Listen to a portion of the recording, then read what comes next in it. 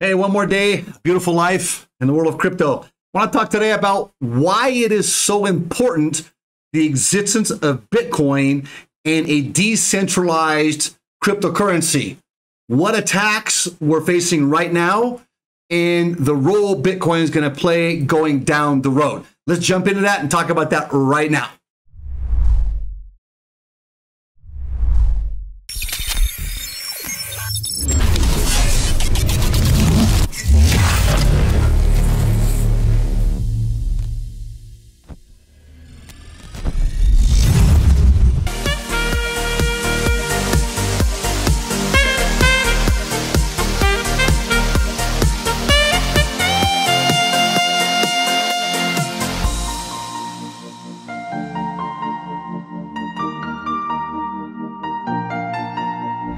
All right, so the first thing I think we need to do is take a look at what Bitcoin was created for. Let's just do a brief overview. Then I want to read you something from an article that was written in Forbes a few years back and just share with something, bring to light something that's coming about right now. And the role Bitcoin is very possibly, I would say, most likely was the word I'm looking for, going to play going forward in our lives. In society. Let's take a look here at the screen.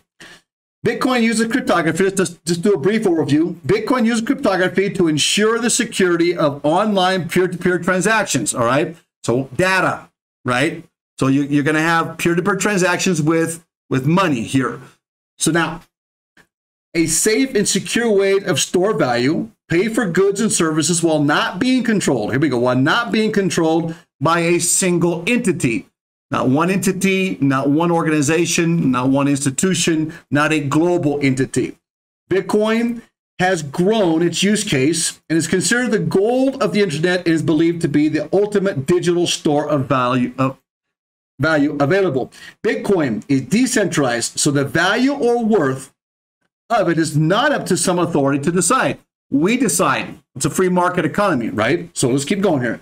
Traditional currencies, like fiat currencies, paper money, for example, controlled by governments, are controlled by central authorities who can manage its value at any given moment. Now, let's look at that. Controlled by central authorities that can manage its value at any given moment. Now, I want to jump forward.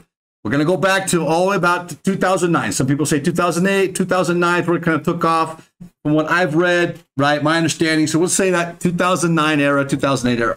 Because of 2008 crash of the market, then we come in with Bitcoin. But at the same time, you've got somebody else rising up that began really to strengthen in the 90s, but organized themselves in the 1970s. And I want to take a look at that. Here's an article right here. Okay. Here's an article. It reads, this is in Forbes. This is a Forbes article. It was written in 2016.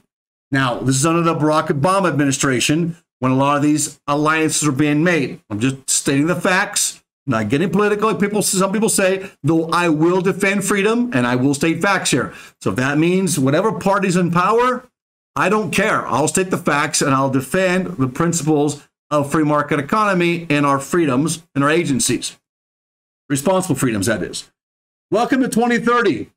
That's just 8 years away. I own nothing. I have no privacy, and life has never been better. So let's go through this here a little bit here. You're talking about welcome to 2030. Welcome to my city, or should I say our city. I don't own anything. I don't own a car. I don't own a house. I don't own any appliances or any clothes. It might seem odd to you, but it makes perfect sense to us. In this city, everything you considered a product has now become a service. We have access to transportation, accommodation, food, and all things we need in our daily lives. One by one, all these things became free. So it ended up not making sense for us to own much. The article goes on to talk about first communication became digitized and free to everyone. Then, when clean energy became free, things started to move quickly. Then it's going to go on to talk about transportation, other things. Then it talks about how I can get out and ride my bike once in a while. Then he says here, in our city, we don't pay any rent because someone else is using our free space whenever we don't need it. Here's an example. My living room is used for business meetings when I'm not there. So you don't even own anything. There's no privacy whatsoever. Once in a while, I'll choose to cook for myself. It's easy. The necessary equipment that I need for the kitchen is delivered I'll read it exactly. The necessary kitchen equipment is delivered at my door within minutes. Since transport became free, we stopped having all those things stuffed into our home. Why keep a pasta maker and a crepe cooker crammed into our cupboards? We could just order them when we need them. In other words, you're going to rent them. You just pay to use them. You don't rent them, sorry. You just pay to use them, and a drone will bring it. There's a video out, too, that I'll show you. I'll put the link down below. This is the World Economic Forum, okay? As we go down here, shopping, I can't really remember what that is. For most of it, it's been turned into choosing things to use. Sometimes I find this fun, and sometimes I just want to want the algorithm to choose for me or to do it for me. And it knows my taste better than I do. So you won't be making any choices by 2030 if the World Economic Forum has their way. When AI and robots took over, now here's something that I see Bitcoin playing the role, okay? When AI, you automate intelligence, right? And robots took over much of our work, we suddenly had the time to eat well, sleep well, and spend time with other people. The concept of rush hour makes no sense anymore. Since the work that we do can be done by at any time, I don't really know if I could call it work anymore. It's more like thinking time or creation time or development time. It sounds good when you turn over all of your privacy and all of your freedoms. For a while, everything was turned into entertainment. All right, it goes on here. Here's my biggest concern, and this is my biggest concern, is all people who don't live in our city, all the people who do not live in our city, those we lost on the way. Bitcoin. Bitcoin supporters. Bitcoin users. That's not what they're stating. But those who defend the free market and want freedoms and want to build and make choices. Those who decide that it became too much, all this technology. Those who felt obsolete and useless when robots and AI took over big parts of our jobs. Those who got upset with the political system and turned against it. They live the political system, the one world government that wants to manage everything, the World Economic Forum. And let's go into that, who they are and what they want to do. They live different kind of lives outside of the city. Some have formed little self-supplying communities. Others just stay in empty and abandoned houses in small 19th century villages. All right, then it's going to go in. If you keep going through the website, there's also a new manual that's come out recently, a medical manual in the United States of America, talking along these same lines that doctors now are supposed to advise patients that being outside the city, being outside this monitored, safe, control environment, like China, for example, that those people are actually causing the instability of the world and the viruses and so forth that are created and cause illnesses. So they're dividing us, right? So we're going to have these people that live in the country and those people who don't. Now let's go forward and just see who's behind all this. Now we can look down at the bottom and read that Ida Auken is a young global leader and a member of the Global Future Councils on Cities and Urbanization of the World Economic Forum. This blog was written ahead of the World Economic Forum annual meeting of the Global Futures Council. Obviously, that was back in 2016, right? Let's just jump forward. What's the 2030 vision? 2030 vision, digital technology for the global goals. And this is where we come to the fact of Bitcoin versus Ethereum. Ethereum knows this. Ethereum wants to be that currency of the cities, of the controlled environment, and that's where staking and stakeholders are supported by the World Economic Forum. So the World Economic Forum supports any and all projects that will support staking or stakeholder type projects. Okay? So here we have the World Economic Forum is not on track to meet the United Nations Sustainable Development Goals. Okay, the world is on track. I'm sorry. Getting ahead of myself. But digital technology can help. And this is where we got to be careful of what's digital and what's encrypted. Remember, cryptocurrency is encrypted. Okay? Bitcoin's encrypted. From artificial intelligence for climate resilience to data collaboration for food security, World Economic Forum research has shown that 70% of the 169 global goal targets can be directly supported by advanced technologies. The 2030 vision aims to realize this potential. Is an alliance of business, governments, organizations, and experts dedicated to maximizing the impact of digital technology on the United Nations Sustainable Development Goals. Now, I'm not going to go into this whole thing. It's just talking about agenda setting, innovation sprints, multi-stakeholder groups innovate against clearly defined problem statements related to technology and the SDGs. Those are your going to be your new defined goals, right? For the Sustainable Development Goals. I'm sorry. And they will define new flagship projects, which the World Economic Forum, supports to scale. You see, this is one reason why I'm against the whole idea of staking, because it's centralized, and it's centralized and can be controlled. And all these people are talking about it. You can go through yourself and look at the list of people that are involved, Bill Gates being one of them. There are a lot of billionaires and world elites and millionaires that can buy in and stakehold and move these projects, even though they're crypto, into this agenda. And this is what they aim to do. They aim to use a digital universe to bring out a controlled environment where we're not free anymore. They say it's better, but I want to share with you. Maybe that sounds good. Maybe that sounds good to some of you. To me, it doesn't. I'm sorry. I'll make my own choices, and I'll die making my choice and make mistakes. And you say, well, those mistakes might affect me too. Well, that's the way the world's been for millions of years, right? That's the way it's been. And we've done fine. We've always had to balance with inequality. And once we've said, well, one person is more able, or one group is more able to balance inequality than another, that we're already supporting inequality, because now we're putting somebody else over us to determine how we live our lives, and we won't be equal to them. Never. No, let's go through this now. You can go through it yourself. I'll put these links down below, please. And while you're down there looking at these links, do me a favor, subscribe. Subscribe, because here we just try to defend the truth of what crypto's about and the free market economy. So we try to defend that. We bring in economics, and we bring global politics and so forth to bring us all together to help you and I and all of us understand better decisions we can make and how we can support ourselves and our families in the future, allowing our children to make choices for themselves and learn what they want to learn. You know, if I'm not mistaken, it was John Adams who stated that I today will learn how to study the arts of war and things that can defend our freedom, so that my children and my grandchildren could later study poetry and art and things that are more beautiful. We never abandon that art of war, that defense system that we have. If we abandon that, then we allow the enemy, who will always be there, always has been, always will be, tyranny always will exist. And they even made a statement, if I'm not mistaken, with Jefferson or Adams, said that you give tyranny an opportunity and they fill the void. Tyranny will fill the void. So tyranny gets an opportunity, tyranny fills the void. Just look what happened over the last 2 years. And look what's taking place now. Advanced China's and zero tolerance lockdowns. We're advancing this agenda. Now I want to just end this real quick. You can go through here, see the video, you will own nothing and you will be happy. And that's truly what they mean. Who is Klaus Schwab? Klaus Schwab is the person who is in charge, the CEO of the World Economic Forum. He's a German engineer and economist. In 1971, he founded what would become the World Economic Forum, where he currently serves as executive chairman. Executive chairman now. He was CEO. He's in control, by the way, though. Schwab has been criticized for receiving a salary of, well, these are francs, right, of 1 million. So it's a high salary, in other words.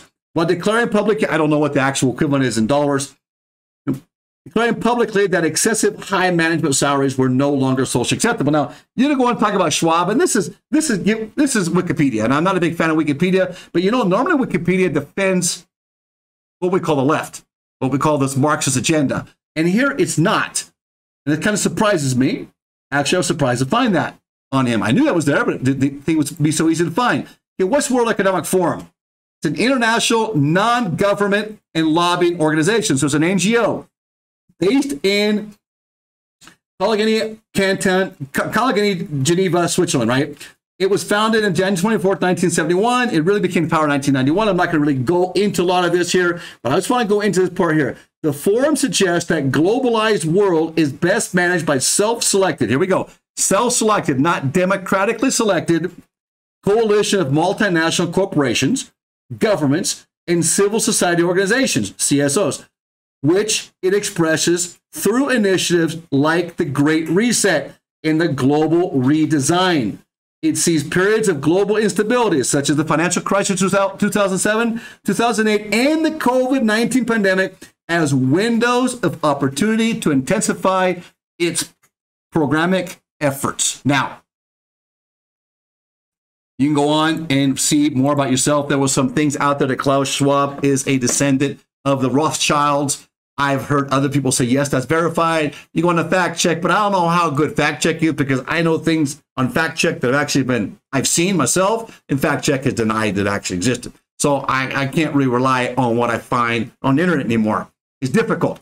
So you can say, well, how do you can rely on this? Well, because it's right off of the World Economic Forum page. It's on their web page. Now, there was more there that they've taken off. You can see this down below. So what's my argument here? My argument is that we go back to what Bitcoin stands for. That's why it's an enemy. And I can't remember which newspaper it is. I think Son of a Tech was talking about it recently, yesterday, the day before. There's a newspaper, The Sun, I don't remember exactly where it's at, now has a column where they're going to actually show why Bitcoin should not be part of, it's not sustainable for our environment, right? And so they're attacking Bitcoin. You're going to see attacking Bitcoin. You're going to see where they're going to tax Bitcoin even higher, which they're already doing because they're considering it in a capital gains area, which it's property, right? So you can argue there, going back and forth. But what we're coming down to is we saw this Forbes magazine, Forbes article in 2016, is they don't deny this. This is their agenda. This is what they want to do. You won't go shopping anymore. And everything will be done by drones. We've talked about this before. So where are you going to have the free world economy at? Well, in the metaverse? Well, I think you're going to have some competition in metaverse. I think that's where we're going to sustain a lot of our free market economy. Most of that's going to be controlled by the idea of the World Economic Forum. Now, these are not people elected by us. So democracy is out the window. Though they talk about it, democracy really doesn't exist anyway. I lived in Latin America. They have candidates go out and vote. Even my wife's from Nicaragua, and they go out and vote every year, but the same president always wins, names his wife the vice president. They're dictators. They just make it look like there's democracy. They control the systems, and they put people in power. They change up the parties once in a while, but they're all on the same page to just create different facades. And we're starting to see that even in the United States of America. I'm sorry. And that's a fact we got to accept. So where does Bitcoin play a role? Bitcoin maintains that free market. And this is why we really need to try to understand what cryptocurrency was designed for. And Ethereum is not supporting that. Ethereum is jumping on board with the whole World Economic Forum agenda. They want to be part of that. Mr. Boutrin doesn't hide that fact either. Look, there are other cryptocurrencies out there that are decentralized. And what's the best way to maintain a decentralized cryptocurrency is through mining, actual mining, not being paid by HNT service provider, providing a service, or by Planet Watch, if they still exist in a year from now, or whomever, right? GPU mining, ASIC mining. You can go back to CPU mining and other types of actual mining where we're minting the coins is truly decentralized. And that's the way we can maintain that. Now, there are ways to corrupt that. Yes, that's true. And so we try to maintain that decentralized market, but that has to be done by us, not by government. That's my case for Bitcoin. And I just want to share that with you. That's real. It's really happening now. And they are taking advantage of the whole COVID crisis. There's a lot more to this if you want to look into it, right? There's a lot more to this.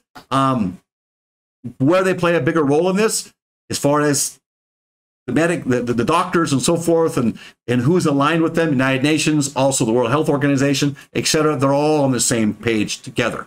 Bitcoin defends that free market economy. So please, today is a plea for all of you to truly try to understand what you're supporting and which coins you're supporting and not supporting. Is Ethereum going to be a good investment to make money off of? Yeah, but you're also going to support this agenda. Is Bitcoin going to be a good investment? Yeah. It's going to be that coin outside those cities. And that's where we're going to live. And that's where we're going back to tonight. To go back there and keep getting the project, the house sold, so we can get our land in an area that has been known for years to defend our freedoms and to defend Bitcoin since 2018 in the mining. And we're going to use sustainable energies. So renewable energies. So we're not doing anything to the environment, as people would say. DeFi IoT, I hope you enjoyed this. Hope this helps you spark something in you to go out and really find out what you're doing in the world of crypto, why you're really here. Not just to make money, we need to support the costs. Talk to you tomorrow. We hope you enjoyed this segment of our video with DeFi IoT. Remember, we're not professional advisors. We do this as a business, as a hobby, and we study, we experiment, and we want to share it with you. If you can get some benefit from this, great. What we do is we go out, we purchase with our own money, and we experiment to see what true results are. We want you to be able to share in our experiences so you don't have to lose like we have. If you can win where we've won, fantastic. Remember to do your own research and your own homework. It's very important before you make any decisions. We will see you in our next video.